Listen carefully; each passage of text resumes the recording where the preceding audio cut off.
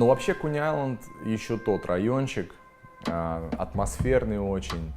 Примечательно то, что практически на всех домах стоят решетки. Стоят решетки не только на первом этаже, стоят решетки на втором этаже.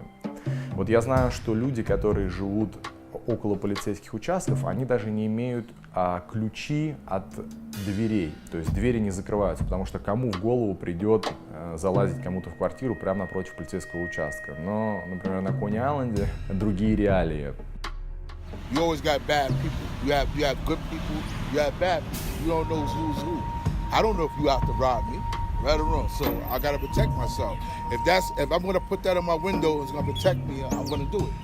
No, I'm saying, are they scared of the neighborhood, so they install? Nah, it's not about. When they do that, it's not about being scared. That's about being safe. Фарс заключается в том, что есть полицейский участок, то есть опорный пункт, и рядом с опорным пунктом стоят дома, которые полностью в решетках, и решетки даже на втором этаже. This is the police precinct right there, right? Right. And the house next to it has bars on the windows and on the doors. Why is it not safe? That's probably where they held them. For the people in jail or whatever, or keep their cars and stuff safe. This is residential, right? Oh, the residential, this is for safety, for their car, to keep their stuff, correct. Anybody that owns a house would like to furnish it with gates and stuff. Yeah. But is it safe neighborhood? Yeah, it's beautiful. No, I know. No, not safe? And not at all. Why not? Why not? Too treacherous, too dangerous, too sneaky people. Sneaky people? What do they do? Everything, robbery and all of that. Robbing old people and all of that. Oh, really? But anyway, bye, I gotta go. Is there any gangs around here? Oh, I don't know. I couldn't tell you. I'm the type of person. I go to work, mind my business, that's it. Очень бросается в глаза ликерные магазины. Такое ощущение, что ты заходишь в ювелирку. В некоторых ювелирках нет такого, чтобы все было под такими защитными стеклами. Coney was known for a crime city, so these bars went up then or something. Like my store, I got bulletproof glass in my store.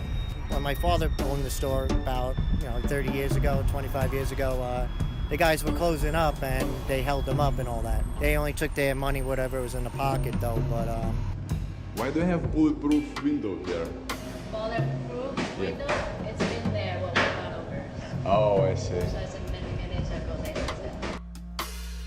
Ну, то же самое касается магазинов, где продают еду. В общем, ликерка, еда, все защищено пулезащитными окнами.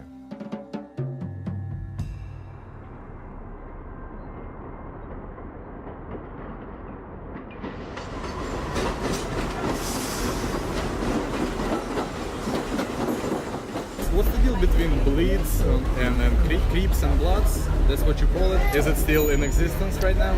Right now, the biggest gang in the world is the United States government.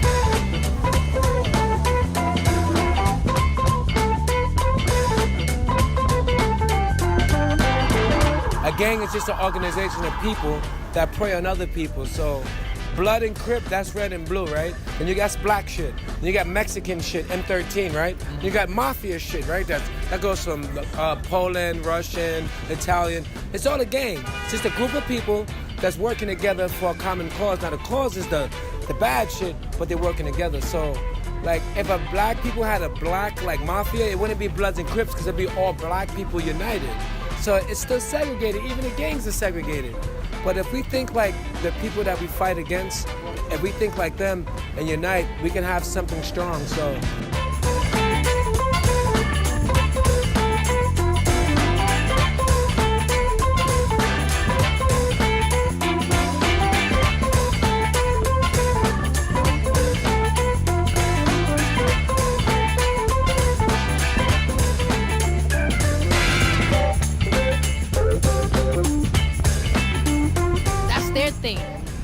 their thing. That's what they ambition is in life, to be a Crip. But they still exist, Of right? course.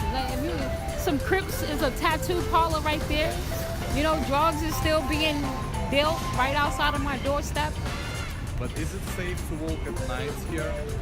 Well, to be honest with you, there was just a shooting the other day in the daytime in Harlem, uptown, in my old neighborhood. Is it safe to walk in the world at any given time? If it's safe to get on a plane? Don't know. So in Harlem, it's still a hood. It's still a hood. Most definitely still the hood. Harlem has taught me a lot. See, I graduated from the streets. Harlem University. I learned a lot from the streets of Harlem. Good and bad.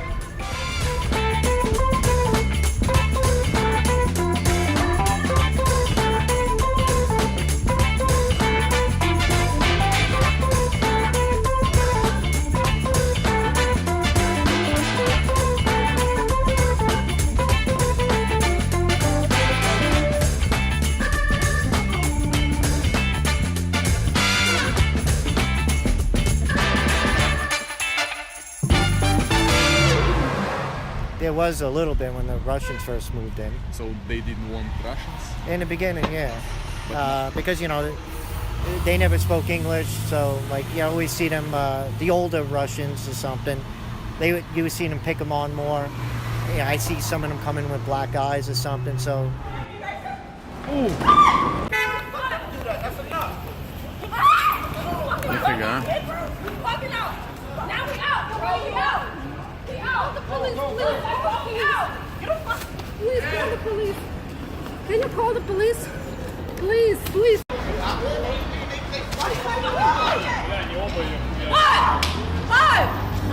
Yo, break out! What? Let's go. Now we out. You got it though? Oh, what? You should have went to the camera and then when you went in the bathroom on them. Please call the police. Do you consider this neighborhood as a safe neighborhood or not? Overall, no. No? No. Just a lot of violence going on, you know? And I mean, generally that's pretty much everywhere in New York, but this area is just more prone to it. And why do you think that? For my safety, I can't say. Why not? Because it's, you know, this is Coney Island. For my safety, I can't say exactly why. На Кони-Айленде машина дежурит круглосуточно. Мы снимали днем, стоят полицейские, причем у них смена, они смену сдали, другие полицейские смену приняли. Машина никуда не двигается. Ночью стоят полицейские, включены мигалки. Примечательно еще, например, если район не освещенный, то полиция ставит свои такие устройства, свои осветители. Также полицейские ставят свои камеры. I've been out here all my life and I haven't been gunshot. Okay. Why? Because I move militant. I'm a reasonable person. I understand people. You get what I'm saying? Yeah. I'm 32. I have a lot of homies, young boys that's dead at the age of 21. Wow.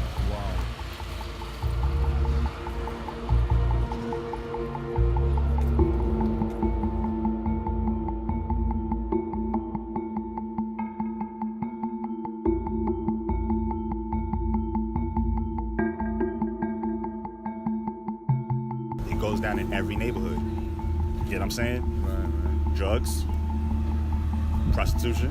Oh, wow. That's everywhere. It's generally safe more with police presence, but of course, you know, we have to have bars in the window because it's a big drug area. I remember, you know, the precinct's right there, and the grocery store on the other corner on the same block as the precinct. They couldn't control the drug dealers in there. It just got so bad in there where someone else came on their turf, I think selling cigarettes, not even drugs, selling Lucy's or packs of cigarettes a little bit cheaper than the other one, and the guy, you know, there's a shootout, someone gets killed. Is it hard to get weed in this neighborhood? From what I hear, no. No. And how much does it cost? How much does it cost? Oh, they got nickel bags, dime bags, you know. Oh, so $5, $10, $25. Who knows how far it do they goes do up. delivery or you have to come to them? No, they're just walking in the street. Я живу неподалеку от Кони-Айленда, но я вам скажу, что ночью я и мои товарищи гулять туда не ходим. Не потому, что нам запрещают, а потому что просто может лететь шальная пуля, которая не предназначена для вас, и вы можете ее словить. Кто хочет брать эти риски? Tell me your story, Dada. I got shot before. Today my birthday. I'm happy to be alive. You got shot? In my head, Well, we're here. 37th Street. When? When 89. How many 89? years that from now? Wow. What happened? Why did they shot you? Oh, bystander on Street 16. Oh, so you were not involved? It's just... No, I'm still alive. I'm still walking with a bullet in my head. I can see, but I still got the bullet in my eye. I can see out of. The bullet went through here, and there's still the eye I can see out of. That is very But sad. these guys are cool people, you know?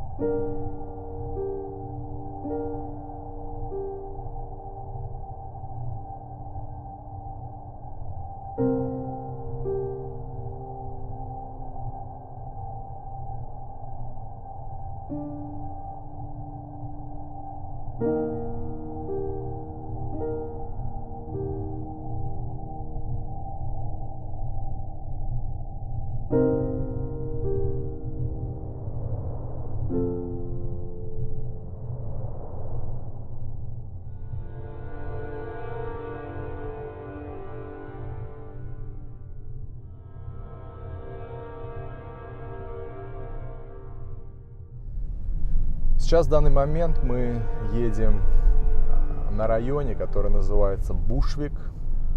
Бушвик — это один из районов, который можно смело считать гетто. Здесь живут афроамериканцы, и из моего опыта я бы вам не рекомендовал гулять в ночное время суток здесь. Несколько лет назад, когда я начинал водить такси, я помню, один опытный грузин сказал мне такую вещь. А я как раз получил заказ, чтобы везти человека в этот район. Он мне сказал: ты когда приедешь, предварительно возьми деньги с этого клиента, и когда ты его высадишь, закрой все окна и двери на замок и сразу уезжай. То есть не пытайся найти какую-то еще дополнительную работу, потому что ты найдешь себе приключения. И с тех пор я до сих пор следую его совету.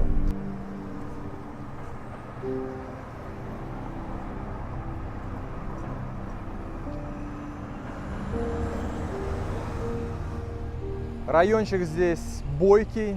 Как вы можете видеть, люди выходят на пробежку и пропадают в парке. Потом их находят безжизненными. За данную красивую девушку предлагают вознаграждение в размере $200 000. То есть за информацию, которая приведет к поимке преступников.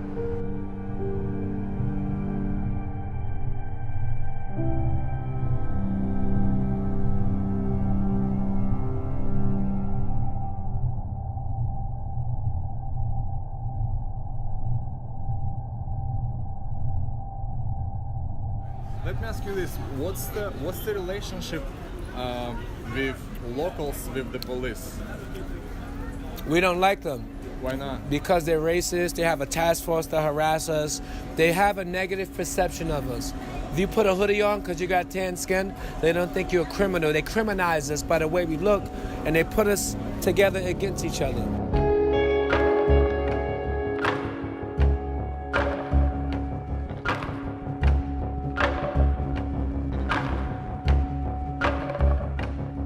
It's a lot of black crime on far as the neighborhood and the police, just because like there's no respect, there's no union, and there's no community, there's no unity in the neighborhood. So that's why the cops feel they can do, you know, a lot of stuff to our people, you know, and get away with it because, you know, sometimes our people, we don't take the right precautionaries, like the law. So that's why the cops feel they got the upper hand in the poverty communities. So when the black person in the Harlem hears a cop car go by, I could not be doing nothing, but we still look. They're killing from 13 to 27 young African Americans are being murdered by cops. No one's advocating. So we're like living in fear and no one cares. So we don't have a good relationship.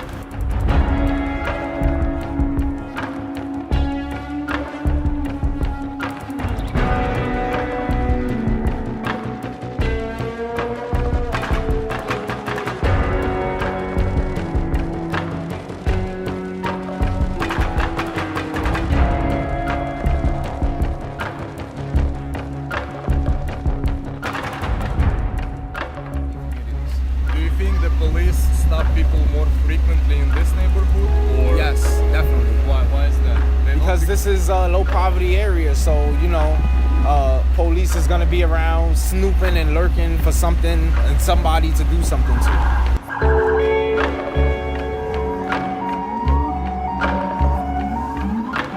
You know, they arrest you and incarcerate you for the most simplest things, you know, like smoking weed, you know, in the park, or spitting on the floor, or, you know, on the floor, you get arrested. You know, get a ticket. You get a ticket to arrested. All arrested.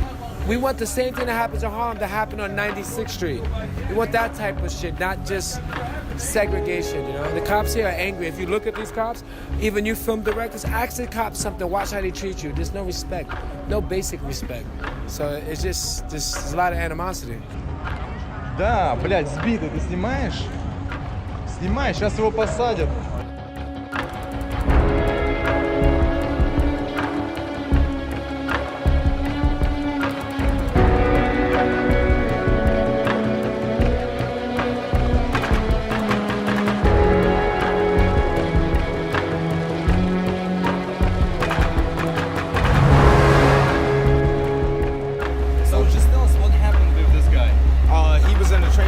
Soliciting Metro cards. Metro cards is, you know, like you're supposed to buy your own Metro card, but he was basically selling a ride of a Metro card, so that's why he got arrested.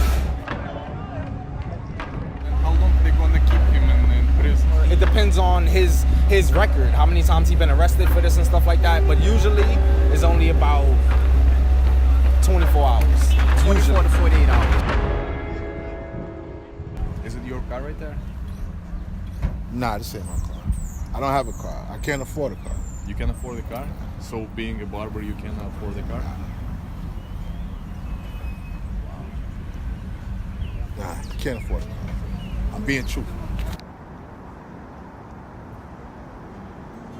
So other than that, you know, Coney Island is a very nice place. This end of Coney Island, prior to, let's just say, 24th Street down, is generally the safest area in Coney Island. Safest? Yes, but everything out here is generally not that bad. Well, as far as I'm gonna tell you, when they come down this end to Timbuktu, everybody that, whatever characters they are, when they come through this door, they're gentlemen, ladies and gentlemen. Now, I know I've heard of them, and I'm like, you're a blood? What? But when they come down here, it's like, I know them, because a lot of these people always grow up as kids, so they're not telling me anything. But I don't think too much of that stuff actually exists anymore. And even if it does, it's probably like more of more 2-3 personal, or even if they're Bloods or Crips, they done grown to be adults, and instead of going out being violent about what they're doing, they're starting to take initiative to take one another's hand and help each other out. Because I know at one time they were going at it, you know, badly, and then now you don't hear much about it, and you see a lot of them Bloods, Crips, or whatever other gangs that might be out here. That's like talking to one another, talking to the children, talking to the friends and family, to make sure that things that they used to go through when they went through and got to figure that the best way was to try to knock a nigga out, that, yo, listen, we can talk about this. We can get this over with. The idea about the Bloods and Crips, the gentlemen that I know, they're in the market of trying to talk to their brothers, their nephews, their kids, that it's not all about fighting. It's all about trying to figure out a way to make some money, build a house, or put somebody or help somebody out. It's not like it used to be where everything was just total, yo, I'm gonna hurt that guy did this to me. Then you have your little hustlers in the street that a lot of times they have a problem. But in general, the gangs right now, they're in the market of trying to help one another out. And because it sounds like Bloods, Crips, whatever that, you're looking at it negative because you done heard about it in a bad way all the time. At some point, everybody as they get older start to say, well, listen, what we used to do was cool, but it didn't lead us in the right direction. So now the best thing for us to do is start to tell our youth to do better instead of doing what we did. That's the best attitude I can give you about the Bloods and the Crips. That's the best attitude I can give you about Coney Island.